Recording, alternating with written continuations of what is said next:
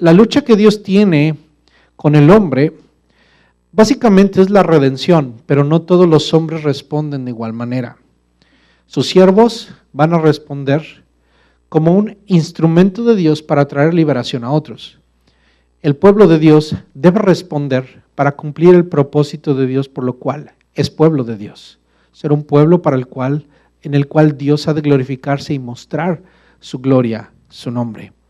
Y sus enemigos han de ser destruidos para que Dios se glorifique en ellos y que Dios ejecute juicios sobre el pecado y sobre la maldad que el mismo hombre ha desarrollado, porque dice la Biblia, alma que pecare, esa morirá. Porque la paga del pecado es la muerte. Así que es necesario que en los enemigos de Dios se vea la manifestación del juicio divino. En su pueblo se manifieste la gracia de Dios y en sus siervos se manifieste el don que Dios tiene de sus siervos para poder bendecir a su pueblo y hablarle a las naciones de la destrucción que viene. Muy bien, vayamos a los acontecimientos de los cuales nos explica la Escritura. Leamos el versículo 17. Cuando el faraón dejó salir a los israelitas, Dios no los llevó por el camino que atraviesa la tierra de los filisteos, que era el más corto, pues pensó, si se les presentara batalla, podrían cambiar de idea y regresar a Egipto. Por eso les hizo dar un rodeo por el camino del desierto en dirección al Mar Rojo. Los israelitas salieron de Egipto en formación de combate. Moisés se llevó consigo los restos de José, según éste se lo había pedido a los israelitas bajo juramento. Estas habían sido las palabras de José. ¿Pueden contar ustedes con que Dios vendrá en su ayuda? Cuando eso suceda, llévense de aquí mis restos. Los israelitas partieron de Sucot y acamparon en Etam, donde comienza el desierto. De día, el Señor iba al frente de ellos en una columna de nube para indicarles el camino. De noche, los alumbraba con una columna de fuego. De ese modo podían viajar de día y de noche. Jamás la columna de nube dejaba de guiar al pueblo durante el día, ni la columna de fuego durante la noche. Observemos algunos datos interesantes. El primero que quiero notarle y tal vez sea el más importante de todos, se encuentra en el versículo 21. Dice la Escritura, de día el Señor iba al frente de ellos en una columna de nube para indicarles el camino. De noche los alumbraba con una columna de fuego. De ese modo podían viajar de día y de noche. ¿Qué es lo que podemos notar en estos dos versículos? Lo más importante que todo ser humano, todo pueblo y todo proyecto debe tener, la presencia de Dios. Una presencia de Dios que todos podían ver. La presencia de Dios hacia el pueblo era una columna que cambiaba dependiendo de cada situación. Era una columna que guiaba al pueblo, era una columna que se movía por sí mismo. Era una entidad viva, era algo vivo, que era la misma presencia de Dios. Se llamaba también el ángel de Dios, el ángel de Jehová, era la presencia de Dios. Es la misma presencia de Dios visible. Ellos podían ver la manifestación de la presencia de Dios. Es algo extraordinario. Nadie en este tiempo ha visto algo como tal. Ahora nosotros creemos en Dios no por vista, sino por medio de la fe. Pero ellos pudieron ver la manifestación de la gloria divina a través de esa columna que se movía y que guiaba al pueblo. ¿Hacia dónde iba el pueblo? Hacia donde la columna se movía. ¿Qué era esa columna? La manifestación de la presencia de Dios. De día les daba, era una columna de humo, era una columna que protegía a su pueblo del sol. Y en las noches era una columna de fuego que alumbraba. De modo que el peregrinar del pueblo de Israel podía ser de día, podía ser de noche. No importaba, era Dios el que guiaba a su pueblo. Dios podía hacerlos moverse de noche y los podía hacer mover de día. No importaba, Dios era su protección. Todos la veían. Ahora quiero que note esto, solamente lo guarde en su corazón para futuras explicaciones, pero la gloria de Dios, el pueblo la veía, pero no necesariamente la oía.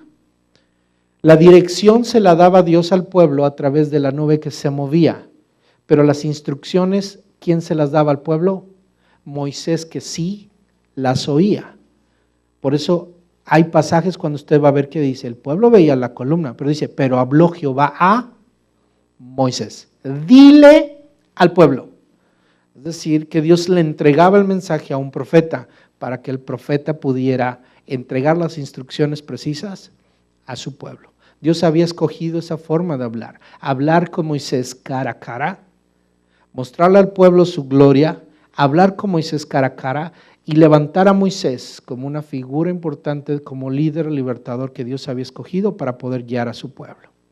Por eso le digo que Dios escoge siervos y siervas para poder dirigir a su pueblo y cumplir el propósito que Dios tiene. La gloria de Dios está y seguimos la gloria de Dios, pero la labor de los ministros y la labor de los siervos de Dios ha sido una labor que Dios ha escogido para poder guiar a su pueblo. No nada más en el Antiguo Testamento, sino también lo podemos ver en el Nuevo Testamento, a través de sus profetas, a través de su palabra. Bien, número 2, quiero que note el versículo 17. Cuando el faraón dejó salir a los israelitas, mire esto, Dios no los llevó por el camino que atraviesa la tierra de los filisteos, que era el más corto. Me voy a detener ahí. Nos surge una pregunta, y yo creo que es la pregunta que todo ser humano a veces en la vida se pregunta, se hace. ¿Por qué ir para allá si podemos ir por otro lado? ¿No se ha preguntado por qué Dios hace cosas que no entendemos? Yo creo que en la vida nos hemos preguntado muchas veces así. ¿Por qué tenemos que ir por este rumbo si por este es más corto? ¿No se ha preguntado eso en su vida? ¿Por qué me pasa esto si la vida podía ser más fácil? Y a veces vemos que unos caminan por aquí y llegan más rápido, consiguen cosas más rápido. Pero hay veces que no hemos podido ir por aquí o no hemos tenido la directriz de andar por aquí, sino que tenemos que ir por acá. Es decir, el pueblo sale de Egipto y había una ruta, quiere decir aquí la Biblia está diciendo que había una ruta más corta para ir a la tierra prometida. ¿Hacia dónde salían? Hacia un lugar que ellos podían pensar que era la tierra prometida. Y por eso dice aquí la Biblia que Dios no los llevó por el camino más corto. ¿Por dónde los llevó Dios? Por el camino que Dios quería. No los llevó por el camino corto. Y esto debemos entenderlo, hermano. En la vida nunca vamos a estar en el camino que nosotros queremos andar o que pensemos o que se sepa que sea el mejor o el más corto, sino siempre andaremos, si somos hijos de Dios y estamos en el propósito de Dios, en el camino que Dios quiere que nosotros andemos. Ahora, fíjese cómo Dios responde a nuestra pregunta que nos haríamos, que seguramente muchos se hubieran hecho si este versículo no estuviera. Porque antes de aquí alguien se pregunte, bueno, ¿por qué Dios mandó a Israel para abajo en lugar de mandarlo para arriba? Porque el pueblo de Israel debió haber avanzado hacia el norte, de Egipto hacia el noreste y subir hacia la tierra prometida. Pero Dios los bajó hacia el sur. ¿Hacia dónde los llevó? Hacia el desierto. Es decir, el sentido común es, oye Moisés, yo creo que vas equivocado, yo creo que deberías ir para allá. De hecho, no era Moisés, oye columna de gloria de Dios, creo que te estás equivocando, ¿por qué nos llevas para allá si tenemos que ir allá? Entonces, antes de que el pueblo preguntara, o que nosotros preguntáramos, porque el pueblo simplemente estaba siguiendo, aquí Dios nos responde. ¿Por qué Dios lo mandó por el camino más largo? Aquí dice que Dios pensó. Y Dios dice, no los voy a llevar por el camino de los filisteos, porque en el camino más corto, ahí hay enemigos. En el camino más corto, ahí hay enemigos. Y tarde o temprano, el pueblo de Israel había de enfrentar a esos enemigos. Usted lo va a ver en el libro de Números, en el libro de Deuteronomio, sobre todo en Josué. Habría de conquistar la tierra prometida y había de combatir a los filisteos. Inclusive hasta tiempos de los reyes estaban combatiendo a los filisteos. Pero en ese momento no era tiempo para enfrentar a los filisteos porque el pueblo de Israel no estaba preparado para hacer ninguna guerra. Así que, ¿nos envía a pelear con filisteos o mejor nos lleva al desierto a conocer un poco más la gloria de Dios? Así que Dios nos lleva ¿a qué? A un camino, no es un camino más largo, sino es el camino que Dios ha establecido para nosotros, para que podamos conocer la gloria de Dios. ¿Por qué ir para allá? Así que la Escritura en este versículo nos está dando la razón para explicar lo que va a suceder. La Escritura, hermano, debe entender usted que siempre expone las razones que Dios tiene. Por eso aquí dice, Dios pensó, pues pensó. Cuando dice la palabra, pues pensó, y que nos ponga lo que Dios pensó, es la gracia de Dios que nos está diciendo, mira, Dios tiene un propósito para ti, Dios tiene sus razones. Si nosotros hemos de andar por acá y no por acá, es porque Dios tiene sus razones. Si usted se pregunta, ¿por qué esta enfermedad ha llegado a mi familia? Ese es un rumbo que está tomando su familia. ¿Por qué una enfermedad afecta a toda la familia? ¿Por qué perdí dinero? ¿Por qué perdí mi trabajo? ¿O por qué no tengo un mejor trabajo? ¿O por qué tengo que pasar esto? ¿Por qué tengo que pasar lo otro? Dios tiene sus razones. Entonces la palabra del Señor nos está diciendo, ten tranquilidad, Dios tiene sus razones. Dios tiene sus razones por las cuales Dios te lleva por acá y no por allá. Específicamente para Israel, ¿cuál era la razón? Fíjese, note esto, dice, si se les presentara batalla, no la harían esa batalla. ¿Qué haría el pueblo de Israel? ¿Qué haría en ese momento el pueblo de Israel? Ahí lo responde. Podrían cambiar de idea y regresar a Egipto. ¿Por qué Dios no los llevó por el camino corto? Porque ¿qué hubiera pasado con el pueblo? Intentarían regresarse a Egipto. ¿Era el propósito de Dios que regresaran a Egipto? No. Entonces, ¿sabe por qué a veces Dios nos lleva por caminos que no podemos entender? Para que no nos regresemos a Egipto. ¿Sabe por qué no nos da el dinero que queremos? Para que no nos regresemos a Egipto. A veces, ¿por qué no nos da la fortaleza que quisiéramos? ¿Por qué les da fortalezas a estos y a mí no me la da? ¿Por qué le da dinero a este y a mí no me la da? ¿Por qué le da oportunidades a este, a mí no me las da? Porque Dios no quiere que te regreses a Egipto. ¿Por qué me quitó? Porque Dios no quiere que te regreses a Egipto. Dios tiene un propósito para tu vida. Vamos al capítulo 14. El Señor habló con Moisés y le dijo, ordénale a los israelitas, ¿qué? ¿Qué les iba a ordenar Dios? Que regresen. Oiga, mire esta palabra. Ordénale a los israelitas que regresen y acampen frente a Pi Hahirot entre Migdol y el mar. ¿What? ¿Qué? O sea, nosotros vamos para arriba y le dice Dios a Moisés, dile al pueblo que regrese. Pero no le está diciendo, no les dice, regresen a Egipto.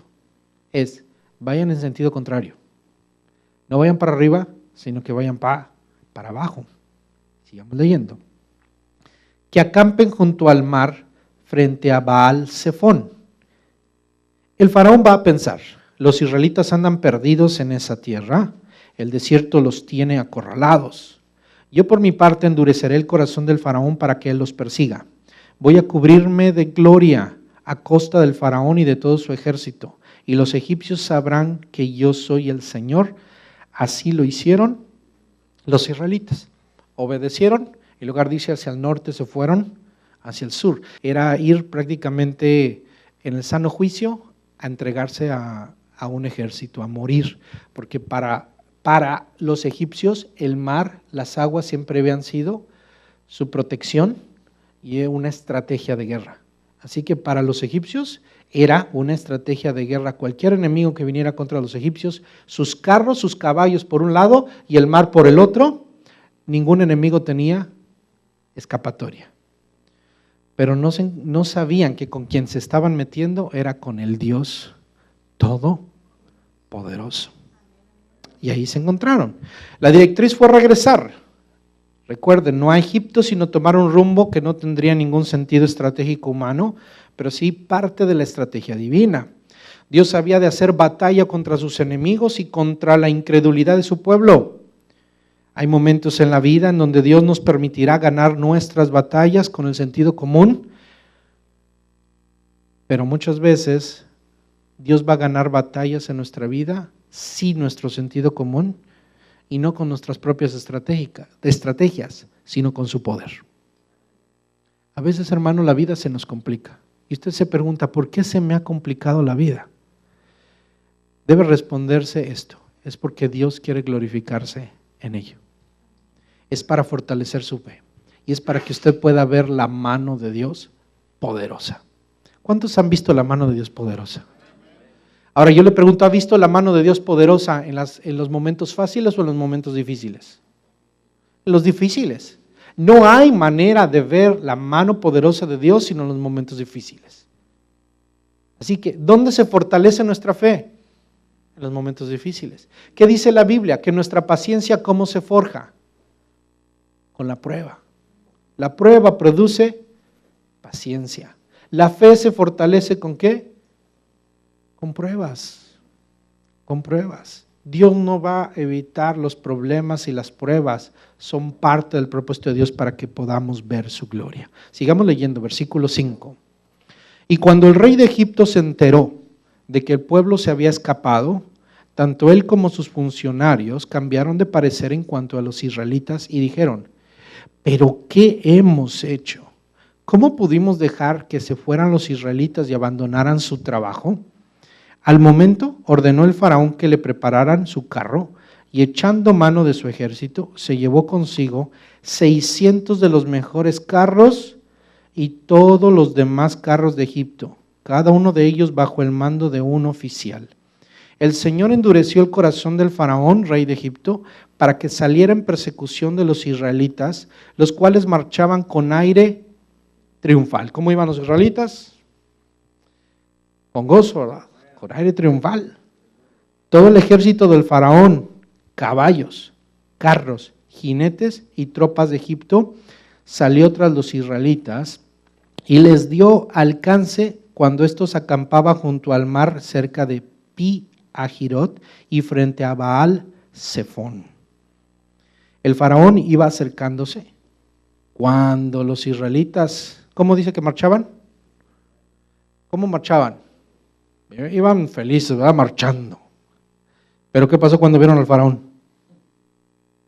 Cuando los israelitas se fijaron y vieron a los egipcios pisándoles los talones, sintieron mucho miedo y clamaron al Señor. ¿Verdad que así somos? Somos muy valientes cuando las cosas van bien, Dios nos está liberando, pero cuando viene el ejército del enemigo, cambió el paso, ¿verdad? Tuvieron miedo y clamaron al Señor. ¿Qué hicieron? Tuvieron miedo y oraron.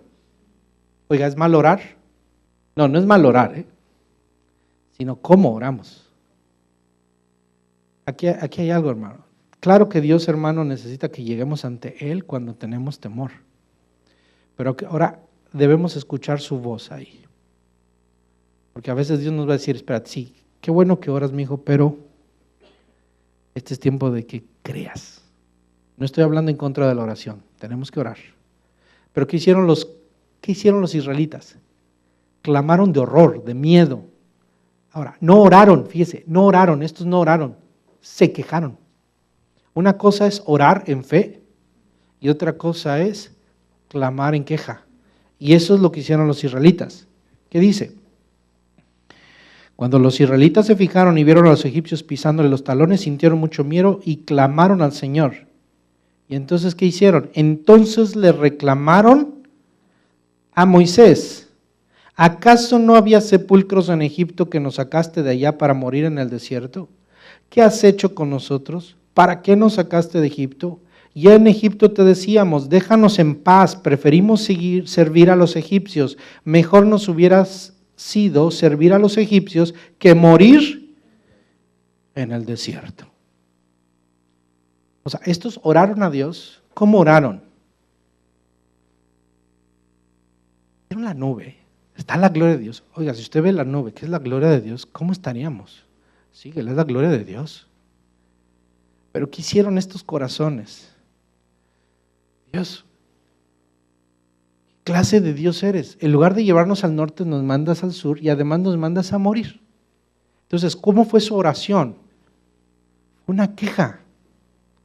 Clamaron a Dios y se quejaron. Este pueblo era un pueblo conformista. Preferían morirse en Egipto como esclavos. Lo que ellos expresaron que fue un conformismo. Preferían morirse en Egipto como esclavos. Y mire qué contrastante. Recuerda que leímos una parte que dice que cuando el pueblo de Israel salió, ¿qué se llevó Moisés con él? Los huesos de José.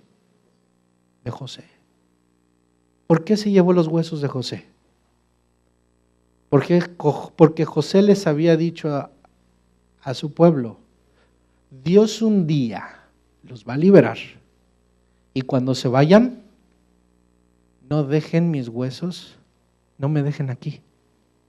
Mire, eso se llama fe. Este hombre que ya estaba muerto, estos huesos, no quisieron nada de Egipto. Moisés no quiso nada de Egipto. Y el pueblo de Israel, mejor nos hubieras dejado morir en Egipto.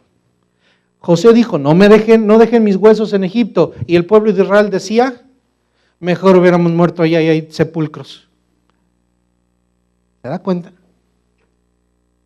Y José había visto a Dios como en fe, porque sabía que su vida no terminaba ahí, su peregrinar no terminaba ahí, pero que el pueblo era un pueblo conformista. Debemos recordar algo que le hablé en unas semanas anteriores. Los procesos de Dios son para que seamos transformados y no conformados. Estamos siendo procesados por Dios no para conformarnos al mundo, sino para ser transformados. Así que los retos que nosotros como creyentes enfrentemos no son para muerte, sino son para vida. Pero el corazón mediocre, el corazón conformista, es un corazón de muerte. Prefiere morirse así como está. El hombre prefiere vivir cómodamente, el hombre prefiere sus bienes materiales, prefiere la fama, prefiere el dinero, prefiere los deleites de Egipto, aunque no sabe que está esclavizado, lo prefiere a las vicisitudes del desierto, a las dificultades del desierto, pero donde Dios nos lleva y donde Dios no nos va a dejar, porque Dios no nos iba a dejar en el desierto, a menos que seamos rebeldes como el pueblo de Israel, sino nos saca, ¿para qué? Para que heredemos la tierra prometida. Nosotros los creyentes para que heredemos la vida eterna. Mire lo que dice el versículo 13. Ellos que expresaron temor, miedo. Pero ¿qué les dice Moisés? Este versículo extraordinario, hermano. ¿Qué les dijo? Moisés, no tengan miedo, les respondió Moisés. Mantengan sus posiciones, que hoy mismo serán testigos de la salvación que el Señor realizará en favor de ustedes. A esos egipcios que hoy ven, jamás volverán a verlos. Ustedes quédense quietos, que el Señor presentará batalla por ustedes. Ellos estaban preparándose para batalla, pero sabían que estaban preparando para batalla, ¿para qué? Para morir, porque no tenían ninguna esperanza de combatir al pueblo de Egipto. ¿Cómo venía Egipto? Con carros, con caballos y con armas. ¿Y el pueblo de Israel qué traía? Niños y animales. Traía, quién sabe qué arma pudieron haber traído el pueblo de Israel.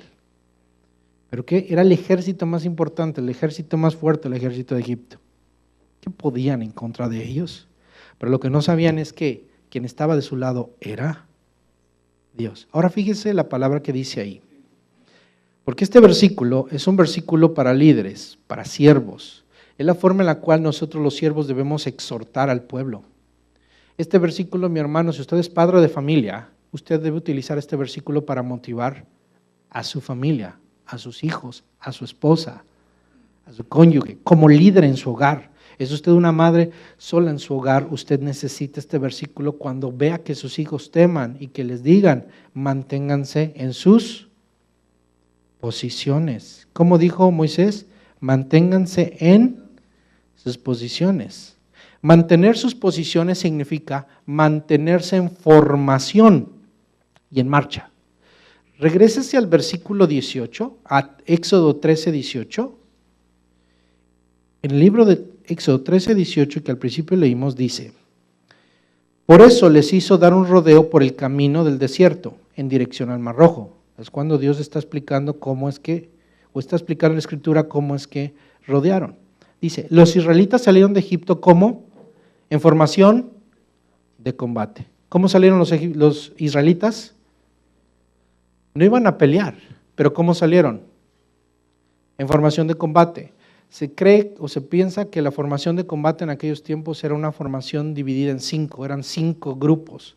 Algunos piensan que eran un poco más de 1 millón de personas, no sabe exactamente el número, pero imagínense 1 millón de personas saliendo, se dividían en 5. Seguramente había líderes en diferentes capas, que eran estrategias de combate. Aunque ellos no iban a combatir, salieron en esa formación.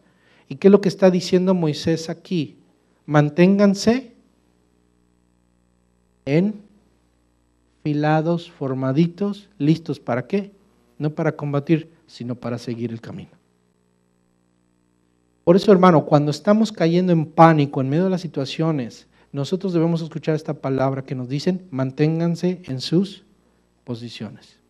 ¿Estás sirviendo al Señor? ¿Aceptaste un puesto en la iglesia? ¿Aceptaste un reto para servir a Dios? ¿Aceptaste un ministerio? ¿Aceptaste una labor? Hermano, mantente en tus posiciones. Es que no la voy a hacer. Mantente en tus posiciones. Empiezas a temer.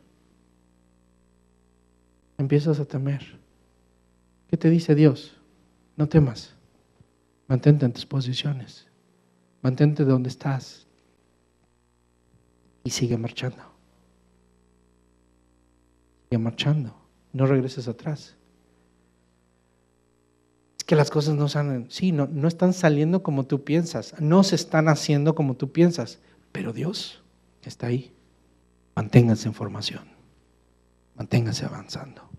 Manténganse avanzando. Porque a esos egipcios que hoy ven, jamás los volverán a ver. Dice el versículo 15, sigamos leyendo. Pero el Señor le dijo a Moisés. ¿A quién se lo dijo? A Moisés. Aquí empieza Dios a tratar ¿con quién? Con su siervo, con el ministro, con el líder. Y le dice, ¿por qué clamas a mí? ¿Por qué te apanicas? ¿Por qué clamas a mí? Moisés, tú eres líder, así que solamente escucha la voz y haz esto.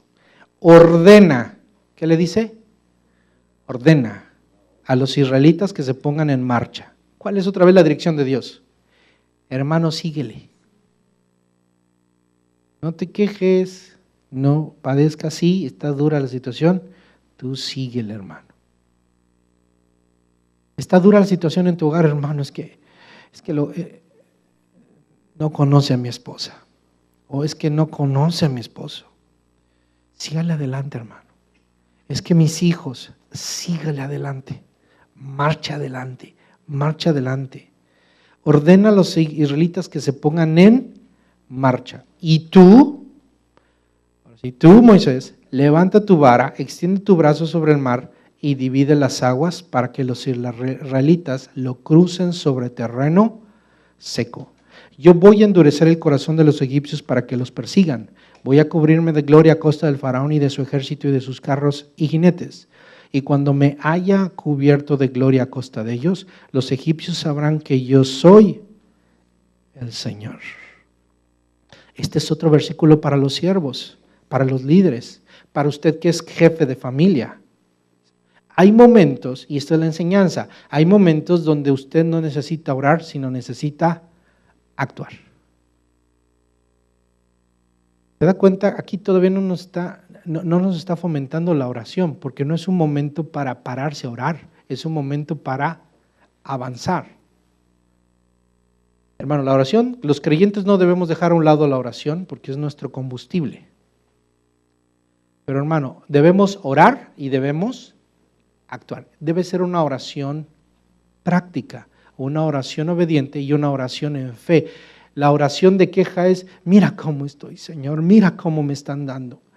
Y cuando nos saludan los hermanos, ¿cómo está? Pues, ay, hermano, el diablo no sabe cómo nos ha dado por debajo y por arriba, pero el Señor es fiel. Bueno, ¿cómo se le ocurre decir que el Señor es fiel y además decir que el diablo lo está dando por arriba y por abajo si el diablo está vencido? ¿Qué tiene que ver él aquí en este asunto? Usted tiene que pararse firme, creer lo que Dios ha dicho. Porque nada que ver. Hermano, usted tiene que orar, dame valentía, Señor. Dios está trabajando con este corazón que es duro, este corazón que le echa la culpa a todo mundo, que le echa la culpa al enemigo. Es que el enemigo es muy grande, el enemigo es muy fuerte, es que mira, viene detrás de nosotros, es que no voy a poder, es que soy débil, es que no tengo recursos, es que yo soy muy pobre, o es que no tengo forma de hablar, es que yo no puedo. Necesitas creerle a Dios y enfrentar al enemigo, Hay momentos donde no se requiere oración sino acción. No estoy diciendo que no se debe orar, se debe orar, hermano. Orar sin cesar, dice la palabra del Señor. Pero ore y actúe, y ore con fe. Ore a un Dios, no ore a un Dios a ver si lo escucha, ore a un Dios que escucha. Ore a un Dios que sabe de lo que usted tiene necesidad, antes de que se lo pida, que Dios quiere que oremos. Pero ore en ese Dios en el cual usted ha creído. Sigamos leyendo. Y mire, esto es glorioso. Dice así, entonces el ángel de Dios, versículo 19, entonces el ángel de Dios que marchaba al frente del ejército israelita, ¿dónde marchaba el ángel de Dios? ¿Cuál era el ángel de Dios? La columna. Se refiere a lo mismo, a la columna. ¿Dónde estaba primero? Enfrente, ¿verdad? Pero cuando vieron a los egipcios, cuando vino el ejército egipcio y estaba cerca, Dios permitió que el enemigo llegara lo suficientemente cerca. Estaba el enemigo a una distancia donde el pueblo de Israel no tenía absolutamente ningún remedio. Pero ¿qué hizo el ángel de Dios? Que marchaba al frente del ejército, dice, se dio la vuelta y ya no estaba delante del pueblo. Ahora, ¿dónde fue? Imagínense qué glorioso haber visto eso. Se dio la vuelta, la gloria de Dios. Y el pueblo lo ha de haber visto. ¿Y a dónde se desplazó? Dice, lo mismo sucedió con la columna de nube, que dejó su puesto de vanguardia, es decir, iba adelante, y se desplazó ¿hacia dónde? Hacia la retaguardia. Está utilizando términos de guerra. El pueblo va a combatir como un ejército, pero no un ejército a pelear, sino un ejército que huye. Pero es un ejército que va a ganar, es un ejército triunfante. Pero ahí empezó a temer.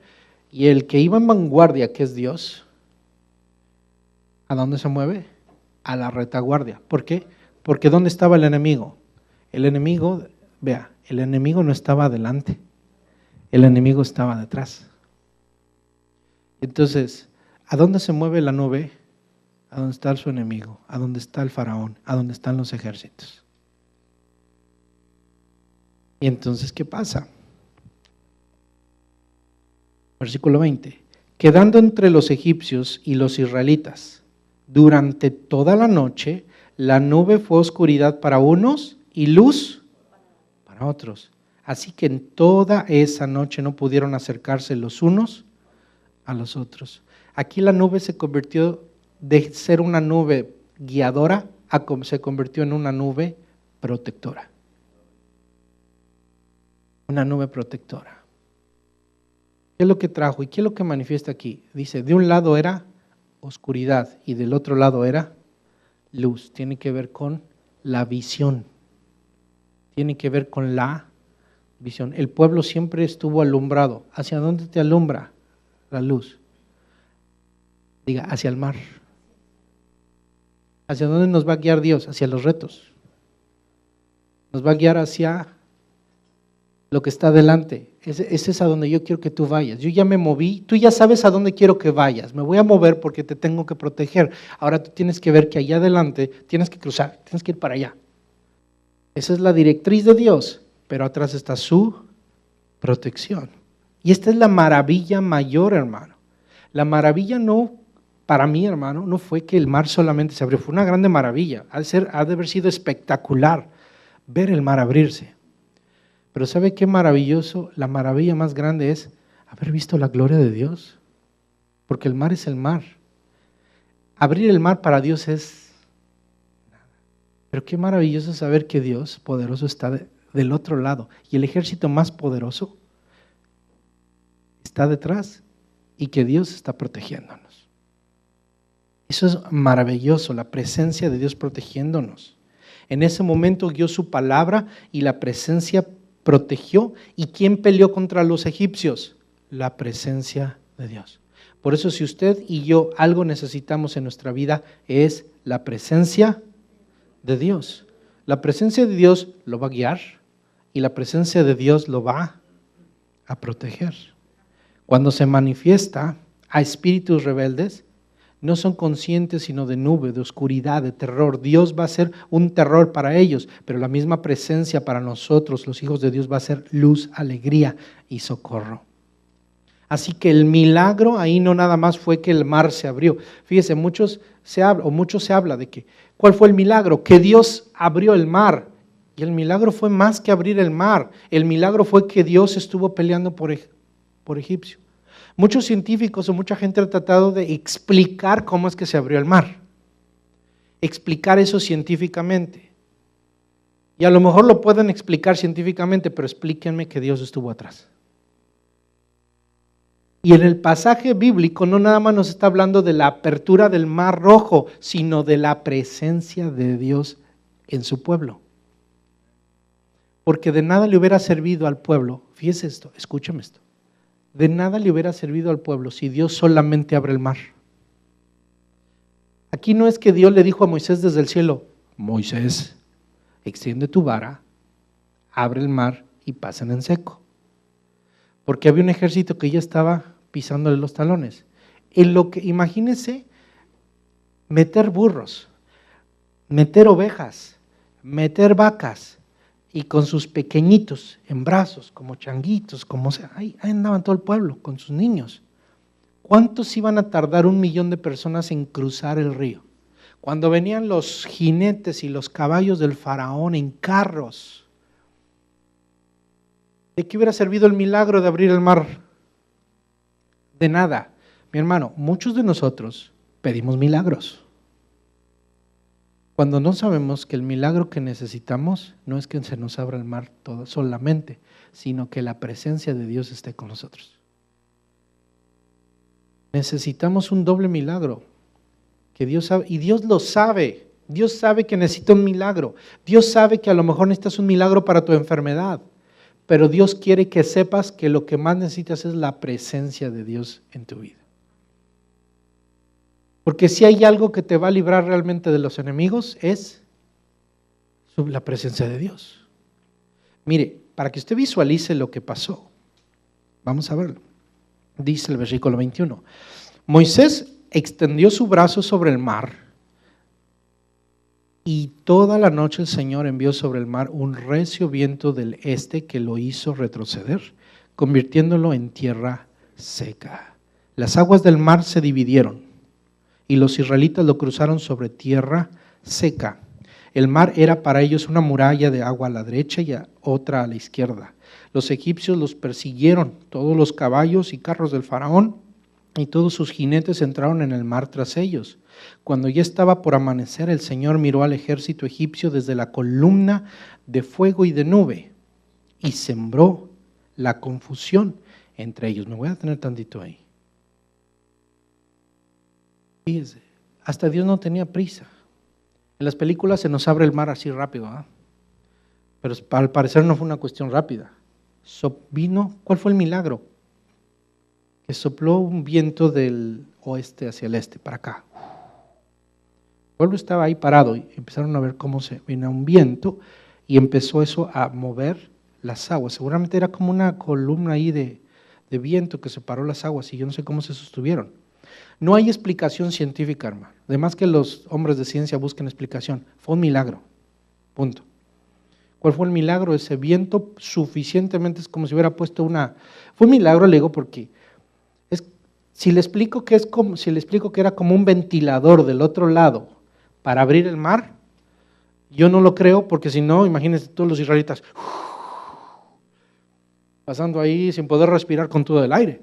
Fue algo milagroso. Cómo haya sido, como un remolino, cómo haya sido, pero fue un viento, dice, toda la noche que abrió el mar. Y una vez que está abierto no puede apagar el ventilador porque otra vez se vienen las aguas, ¿no? No tiene sentido. Realmente no tiene sentido el milagro. Dios abrió las aguas, Dios envió un viento, algo sucedió, el pueblo de Israel vio viento, vio algo, se abrió el mar y ellos pasaron en seco. Pasaron en arena, donde pudieron pisar y pasar tranquilamente sus animalitos y todo lo que trajeran, porque traían un montón de cosas, todo pasó. Pero mire, los egipcios que traían toda la tecnología, traían todos los carros, ¿qué pasó? Versículo 24, cuando ya estaban por amanecer, el Señor miró al ejército egipcio desde la columna de fuego y de nube y sembró la confusión entre ellos, porque hizo que las ruedas de sus carros se atascaran, de modo que se les hacía muy difícil avanzar. Entonces exclamaron los egipcios, alejémonos de los israelitas, pues el Señor está peleando por ellos y contra nosotros. Déjeme decirle que puedo visualizar el horror de esta gente. Imagínese usted es un egipcio, y va en su carro, no son carros como de ahora, ¿verdad? Son lugarcitos con unas llantotas y grandotas, su caballo. Entonces, imagínese el pueblo de Israel caminando tranquilo en la arena, pero a mitad que va pasando el pueblo y la columna, de este lado, hermano, unas densas tinieblas espantosas, como de película de horror, hermano. Imagínese la moral de un soldado. Dios no tuvo que hacer nada más que mostrar su gloria y su poder. Luz para allá, pero por este lado las tinieblas de Dios son terribles. Para sus enemigos la gloria de Dios es terrible.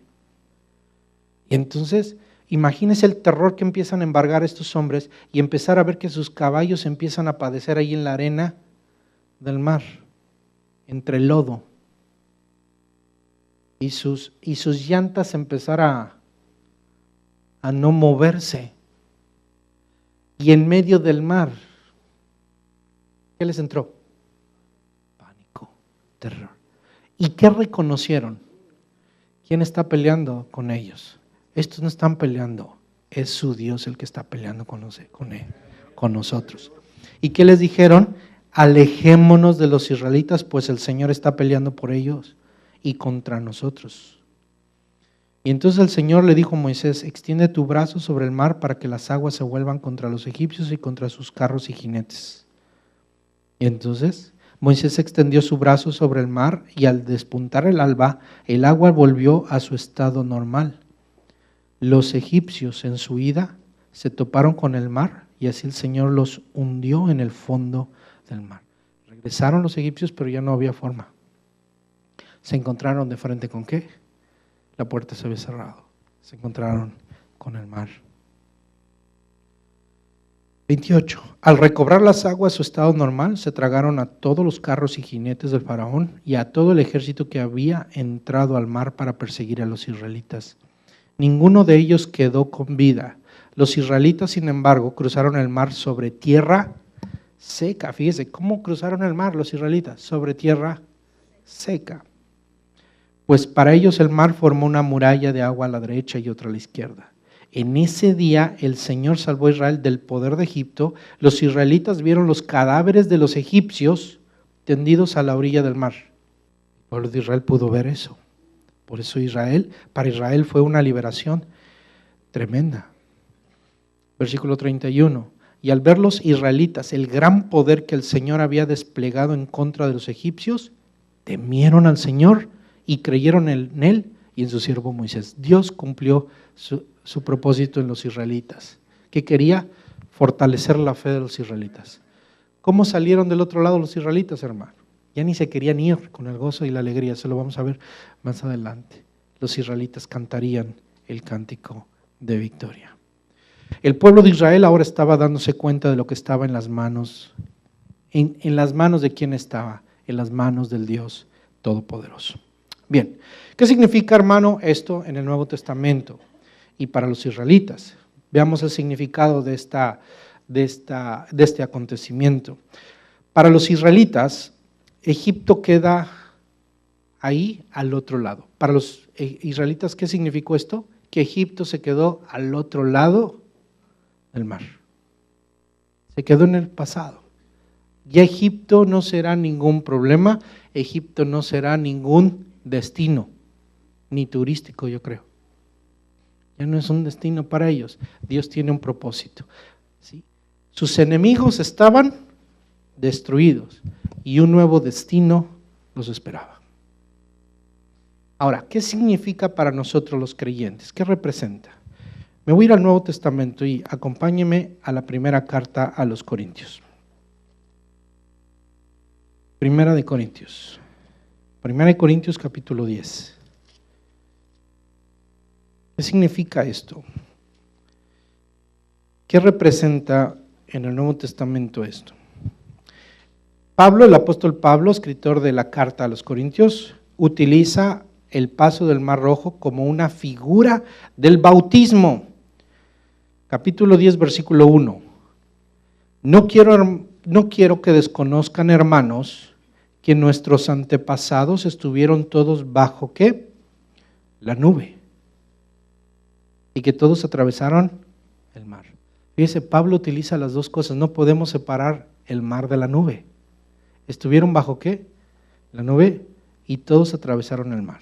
Ahora ponga atención en esto. Todos ellos fueron bautizados en la nube y en el mar para unirse a Moisés. Entonces, ¿qué palabra utiliza aquí? Bautismo. Bautismo, como un símbolo de unidad.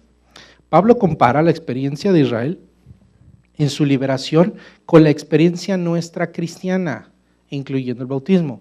Todo el pasaje de 1 Corintios, los primeros versículos, nos hablan de la experiencia de Israel y nos dan una aplicación al cristianismo. Pablo aquí nos dice, puedo haber sido bautizado y sin embargo caer. El bautismo para nosotros representa el proceso de Dios de dejar la vida de pecado, el nuevo nacimiento, es decir, dejar a nuestro Egipto, la vieja manera de vivir y iniciar una nueva forma de vivir, la recepción de una nueva vida. Por eso el bautismo representa el nuevo nacimiento para nosotros, una nueva vida. Usted muere para el mundo y nace para Cristo. El bautismo representa muerte y representa resurrección. Es un símbolo de la liberación del pecado y de la muerte. Pero entonces Pablo nos está diciendo aquí que es nuestra responsabilidad que una vez que hemos experimentado el poder de Dios que implica el bautismo, no estamos diciendo que el bautismo en sí tenga un poder, sino el poder de Dios ya nos liberó y el bautismo es su sello, el bautismo es su representación, es su símbolo, es la ordenanza que Dios nos da, ¿sí? Que después de haber experimentado eso, no le demos le demos lugar, mejor dicho, le demos lugar a las pasiones de la carne y a las debilidades pecaminosas, como lo hizo el pueblo de Israel. ¿Qué sucedió con Israel? Estuvo protegido por la nube de Dios, estuvo bajo la nube de Dios, cruzó el mar, es pueblo de Dios que tiene destino de Dios y todavía idolatró, y todavía murmuró, y todavía se rebeló. Inclusive dice que casi toda esa generación quedó postrada en el desierto, murió. Y Pablo está diciendo que no les pase a eso a ustedes cristianos, porque ustedes, así como Israel pasó el Mar Rojo, ustedes fueron bautizados. Nuestro bautismo es una representación de lo que espiritualmente sucedió, que hemos nacido de nuevo.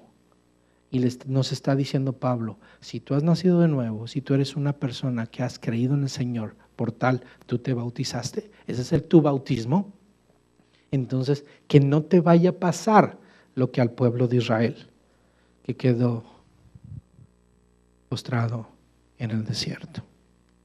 ¿Cómo podemos aplicar este pasaje, hermano? Las maravillas de Dios son para recordar. Así debemos recordar el bautismo. Recordemos que hemos nacido de nuevo, que dejamos el mundo atrás, nuestro Egipto, que ahora somos pueblo de Dios. Usted debe recordar su bautismo como algo especial, como parte del poder de Dios. ¿Cuántos son bautizados aquí? ¿Sabe? Si usted es bautizado es por el poder de Dios. Espero que haya sido por el poder de Dios, porque el que lo ha cambiado ha sido el poder de Dios. Y si Dios no lo ha cambiado, su bautismo solamente fue un remojo. No tiene validez. ¿Qué es lo que le da validez al bautismo? La obra espiritual en el corazón, en la restauración de Dios en su vida. Si usted no ha recibido a Cristo en su corazón, usted necesita a Cristo en su corazón. Y entonces bautizarse. Y eso representa el nuevo nacimiento, una nueva vida. Y entonces eso es lo que nos debe recordar. Así como al pueblo de Israel le debió haber recordado, oye, cruzamos el mar, dejamos Egipto. Eso debió haber sido un símbolo. Y fue un símbolo y fue un recordatorio. Para nosotros también es un recordatorio, hermano. Recuerde su bautismo. Cuando usted, hermano, esté siendo debilitado por su carne, debilitado o atraído otra vez hacia el mundo, hacia el materialismo, hacia las pasiones pecaminosas, recuerde que usted salió de Egipto. Recuerde que usted es un hijo de Dios. Recuerde que usted es un hombre, una criatura nueva. Y las cosas viejas pasaron. He aquí todas son hechas nuevas. Pasar de un lado, hermano, al otro no es fácil, se requiere fe. Por eso llegar al bautismo se requiere fe.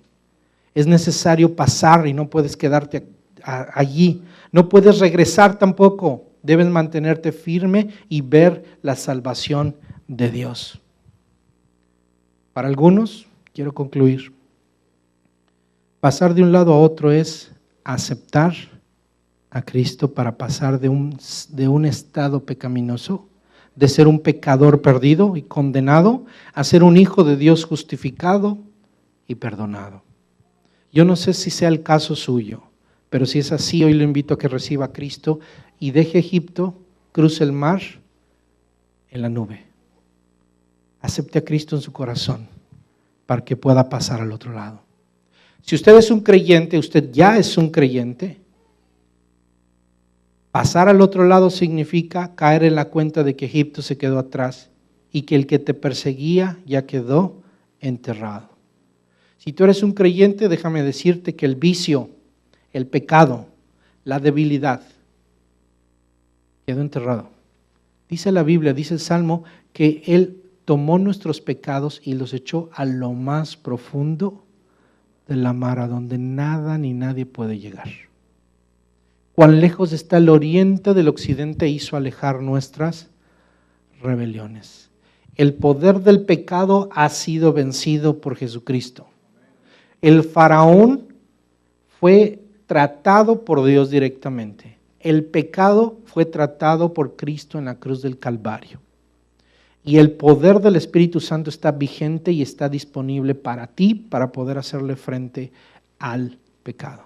para ti y para mí, si hay algo que tenemos para poder vencer el pecado, es el poder del Espíritu Santo en nuestra vida. Y no es cualquier poder, es el poder del Dios mismo. Por otro lado, mi querido hermano cristiano, la vida está llena de retos, mares que cruzar, que se interponen en el camino que Dios te está indicando. Debes tomar firme los versículos 13 y 14. Cuando Moisés le dijo al pueblo, no tengan miedo, mantengan sus posiciones, que hoy mismo seréis testigos de la salvación que el Señor realizará en favor de ustedes. Estemos firmes, hermano, y creamos al Dios que hizo estas grandes maravillas.